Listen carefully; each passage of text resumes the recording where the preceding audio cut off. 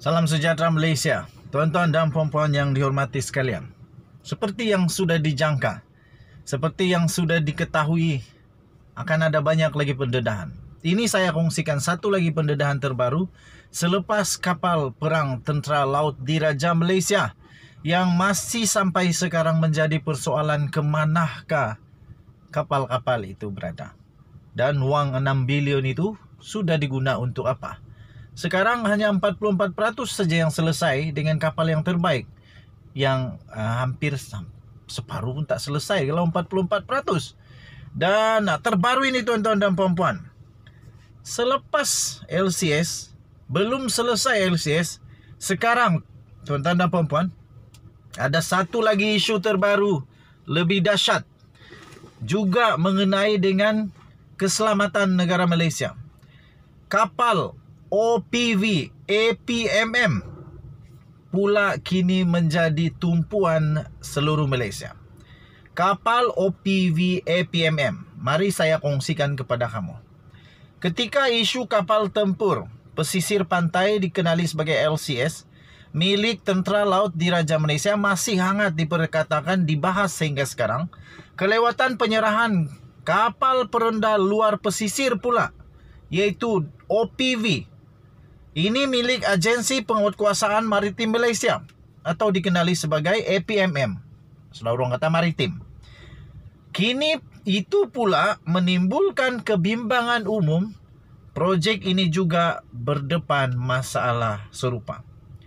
Ini kerana kelewatan pembinaan OPV tidak sepatutnya berlaku setelah TH Heavy Engineering Berhad diberi satu tempoh yang lama untuk menyiapkan kapal-kapal berkenaan.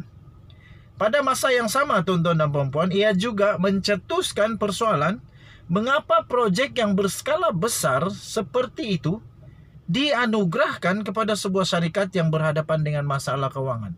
Ini betul-betul masalah.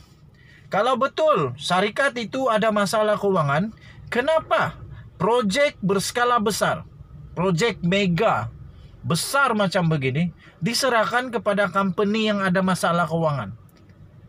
Secara logik akal, pemimpin-pemimpin yang bijak tak akan buat begitu. Jangankan pemimpin, bank pun pandai menilai. Kalau sebuah bank itu dia nak bagi pinjaman dan syarikat itu bagai nak lingkup, dia tak akan bagi pinjaman kecuali ada kolateral yang bagus. Tapi kali ini kenapa dalam laporan ini dikata ada projek berskala besar tapi diberi kepada masyarakat, diberi kepada syarikat yang ada masalah kewangan. Ini masalah nih. Difahamkan APMM sepatutnya menerima sebuah kapal OPV pada bulan ini. Setelah kerajaan telah memberikan lanjutan lagi sehingga 18 bulan kepada syarikat TH Heavy Engineering untuk menyiapkan 3 kapal OPV berkenaan. TH Heavy Engineering kena jawab perkara ini sekali ini. Berdasarkan laporan media pada Jun yang lalu, APMM memaklumkan agensi itu tidak menerima kapal OPV ekoran beberapa masalah tertentu. Apa masalah itu? Laporan media itu turut memaklumkan TH Heavy Engineering yang diklasifikasikan sebagai PN17 kini menanggung kerugian terkumpul sebanyak 629.8 juta dan hutang sebanyak 165 juta, namun memiliki aliran tunai 27.5 juta untuk membantunya menyiapkan kapal OPV berkenaan. Penganalisis pertahanan iaitu Muhammad Fuad Matnor berkata, sebagaimana amalan penganugerahan, kontrak kerajaan perlu melalui tapisan pemilihan yang ketat. Apatah lagi jika melibatkan aset-aset keselamatan. Katanya ini termasuk kekukuhan kewangan syarikat serta pengalaman dalam melakukan bidang kerja tersebut. Berbeza dengan pembinaan kapal tempur pesisir atau LCS Tentera Laut Diraja Malaysia TLDM, kapal-kapal OPV ini sekarang telah pun hampir siap dan sepatutnya boleh diserahkan kepada APMM untuk proses selanjutnya. Katanya kita tidak mahu. Katanya kita tidak mahu seperti mana nasib TLDM dalam isu kapal tempur pesisir LCS apabila sebuah pun belum siap. Ia amat mendukacitakan. Kapal-kapal OPV ini juga merupakan sebagian daripada usaha kerajaan untuk memperkasakan kedaulatan maritim negara, ujarnya di dagangnews.com.